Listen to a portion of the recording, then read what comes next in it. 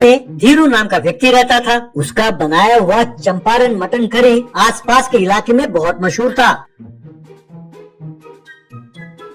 उसका mutton curry खाने के लिए लोग दूर दूर से आकर लाइन में खड़े होकर खरीदते थे। एक दिन धीरू के पास भाटिया नाम का एक बिजनेसमैन आया।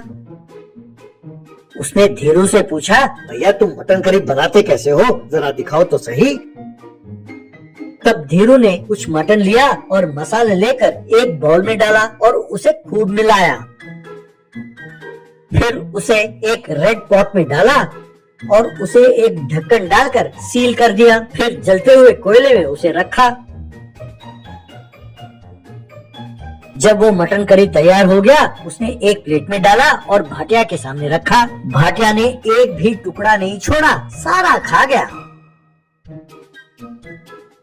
बाद में भाटिया धीरू से, अरे भाई धीरू, कमाल का स्वाद है, तुम इसे इतने कम दाम में क्यों बेचते हो? भाई तुम वाकई महान हो भैया। तुम एक काम करो, मेरे दफ्तर आ जाओ, मुझे तुमसे कुछ बात करनी है। तब धीरू, क्या बात कर रहे हैं सर, आप इतने बड़े आदमी मुझे बुला रहे हैं, तो मैं जरूर आऊंगा आपके दफ्तर। तब भाटिया अपनी गाड़ी में वहाँ से चला गया। यूं कुछ दिनों बाद धीरू भाटिया से मिलने उसके दफ्तर गया।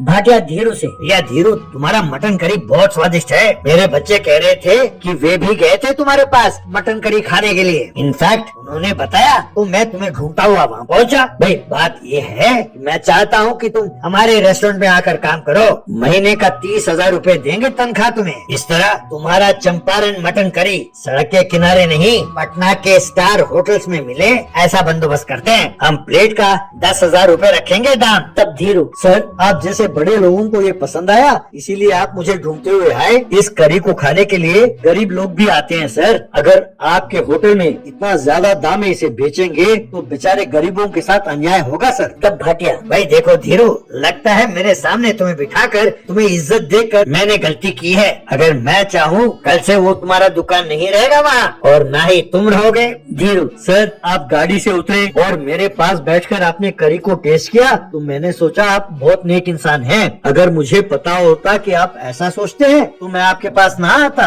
वैसे सर आपकी और मेरी बनेगी नहीं, मैं चलता हूँ सर। कहकर वहाँ से चला गया। भाटिया को गुस्सा आया। उसने कुछ लोगों को भेजा और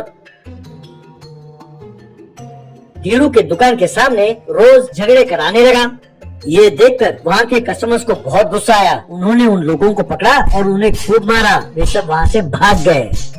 बाद में धीरू ने उन कस्टमर्स को बताया कि भाटिया ने उसे क्या ऑफर दिया और उसे कैसे मना किया। तब उनमें से लोकेश नाम का एक युवक, अरे धीरू भैया, ऐसे लोगों को यूं नहीं छोड़ना चाहिए, उसे सबक सिखाना चाहिए। मैं उसके बारे में जानता हूँ भैया। उसने सब जमीन पर कब्जा किया और उनमें होटल बनाया। अगर हम सबने मिलकर उसके खिलाफ कंप्लेंट की तो चुपचाप रास्ते पर आ जाएगा। ये सुनकर सबने ताली बजाई।